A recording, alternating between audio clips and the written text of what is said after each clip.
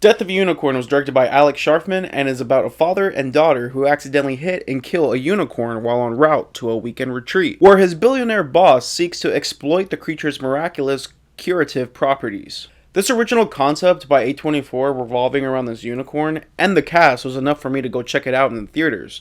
Now, does it live up as this dark comedy? Meh. Now, other than a few moments that had to deal with Will Poulter's character, who I thought was the funniest in the film, I really didn't laugh at all the entire time. I found its satirical humor grating and distracting from the genuinely interesting narrative.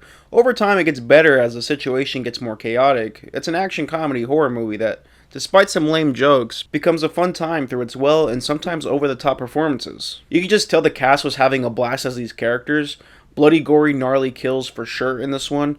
The unicorn and the carnage are both great, and the design of the unicorn is also pretty cool, especially when it has like its glowing like beam of light on its horn. If you were excited to see a unicorn tear people to shreds, this movie gives you exactly what you want. People being trampled, ripped apart, squished, and most importantly, horned. Death of a Unicorn is able to blend dark comedy throughout its mythical massacre just okay. Everything you would look for in a movie with a premise like this does work. There's a moment where both the unicorns team up for a certain death that I thought was actually pretty cool.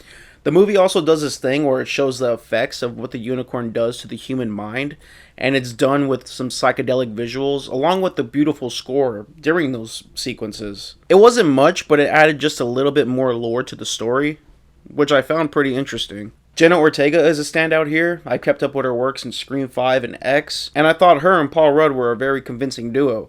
I do think the both of them could have been pushed more to the front of the pack in terms of character development. Paul Rudd plays this widower dad who is clearly bad at being a dad. Not in a jerkish way, but like, I don't know what I'm doing kind of way. Definitely 10 to 15 minutes of this film could have been cut. I wish it was shorter, and I wish it was funnier. It was a bit underwhelming as a comedy.